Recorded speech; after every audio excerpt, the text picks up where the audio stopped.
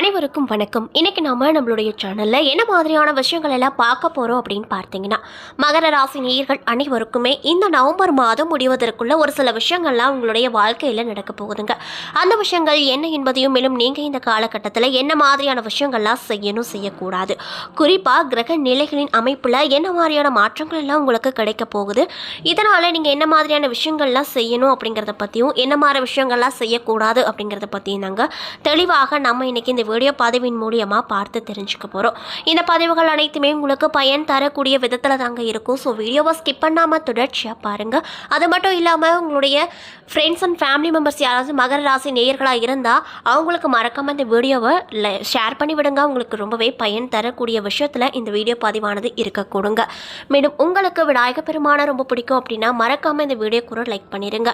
மேலும் நீங்கள் இப்போ தான் நம்ம சேனலை முதல் முறையாக பார்க்குற மாதிரி இருந்தால் மறக்காமல் சப்ஸ்கிரைப் பண்ணிவிட்டு கீழே இருக்கும் பெல் ஐகானையும் மறக்காமல் கிளிக் பண்ணுங்கள். அப்போ தான் நம்ம சேனலில் போடுற ஒவ்வொரு வீடியோவுமே உங்களுக்கு நோட்டிஃபிகேஷனாக உடனுக்குடனே வந்து சேரும்.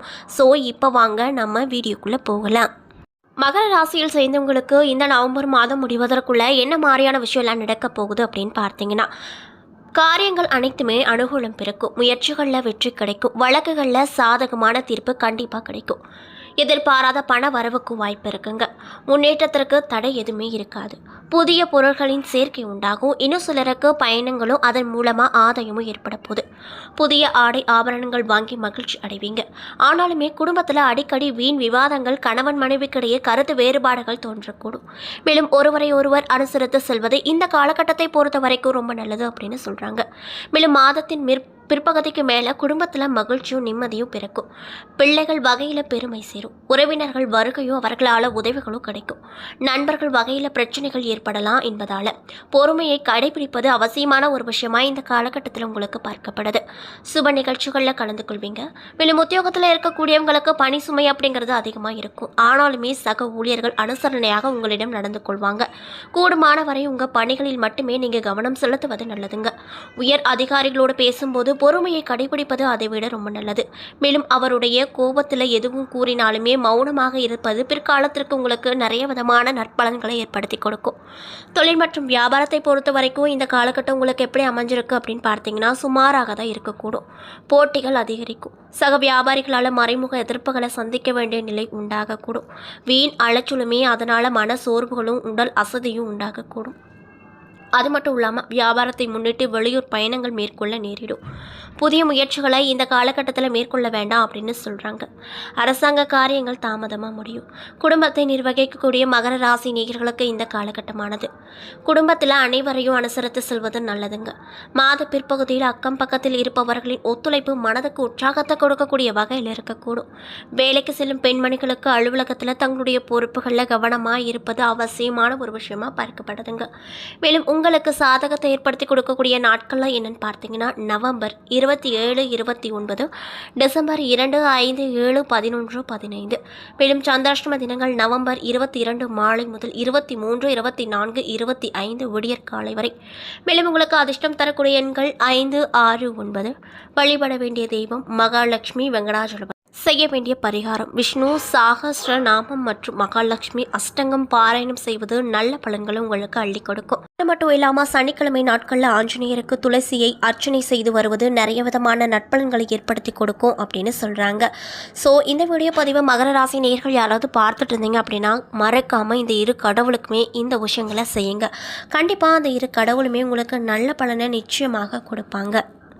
அதே போல் மகர ராசியில் இருக்கக்கூடிய உத்திராடம் 2, 3, 4 பாத நட்சத்திரக்காரர்களுக்கு இந்த காலகட்டம் எப்படி அமைஞ்சிருக்கு அப்படின்னு பார்த்தீங்கன்னா, உங்களுடைய நட்சத்திரநாதன் லாபஸ்தானத்தில் சஞ்சரிப்பதால் பொருளாதார நிலையில் இருந்து வந்த தடைகள் விலக போகுது. எதிர்பார்த்த வரவு கிடைக்கும். அரசு வழியில் மேற்கொள்ளும் முயற்சி அனைத்துமே சாதகமான பலனை தான் கொடுக்கும். அது மட்டும் இல்லாமல் புதிய தொழில் முயற்சிக்குரிய அனுமதி கிடைக்கும். வெளிவட்டாரத்தில் செல்வாக்கு உயரக்கூடும். அது மட்டும் இல்லாமல் அரசியல் துறையில் இருக்கக்கூடியவங்களுக்கு புதிய பொறுப்பும் பதவியும் கிடைக்க போகுது. போகுது. குரு பகவான் வக்ரம் அடைந்திருந்தாலுமே அவருக்குரிய பலன்களை சூரியன் உங்களுக்கு நிச்சயமாக கொடுப்பாரு. ஜென்ம ராசிக்குள்ள சஞ்சரிக்கக்கூடிய சுக்கிரன் பொன் பொருள் சேர்க்கையை உண்டாக்குவாரு. புதிய வாகனம் வாங்குவீங்க. உங்களுடைய வாழ்க்கையில புதிய பாதையும் தெரிய போகுது. புதிய இடம் வீடு வாங்கும் முயற்சியில வெற்றி கிடைக்கும். செவ்வாய் பகவானால செயல்களில் கவனமா இருக்க வேண்டும் அப்படின்னு சொல்றாங்க. நட்பு வட்டாரத்துல எச்சரிக்கை ரொம்ப ரொம்ப அவசியங்க. வாழ்க்கை துணையை அனுசரித்து செல்வதும் எந்த ஒற்றிலுமே திட்டமிட்டு செயல்படுத்துவதும் ரொம்ப நல்லது அப்படின்னு சொல்றாங்க. மேலும் உங்களுடைய ராசிநாதன் பாத சனியாக சஞ்சரிப்பதோடு 4, 8, 11ஆம் இடங்கள்ல பார்ப்பதால உடல் நிலையிலும் வருமானத்திலுமே கவனம் தேவை. மாணவர்களாக இருக்கக்கூடியவங்களுக்கு படிப்புல ஆர்வம் கூடும். மேலும் இந்த நட்சத்திரத்தில் சேர்ந்தவர்களுக்கு சந்திராஷ்டம தினங்கள் நவம்பர் 22, 23. அதிர்ஷ்டம் தரக்கூடிய நாட்கள் நவம்பர் 26, 28 மற்றும் டிசம்பர் 1, 8, 10. செய்ய வேண்டிய பரிகாரம் திருவள்ளீஸ்வரரை வழிபட வாழ்க்கையில் வளம் உண்டாகும். மேலும் திருவோணம் நட்சத்திர அன்பர்களுக்கு இந்த காலகட்டம் எப்படி அமைஞ்சிருக்கு அப்படின்னு பார்த்தீங்கன்னா, உங்களுடைய குரு, செவ்வாய், ராகு ஆகியோர் இந்த மாதம் முழுவதுமே உங்களுக்கு யோகத்தை தான் கொடுக்க போகிறாங்க.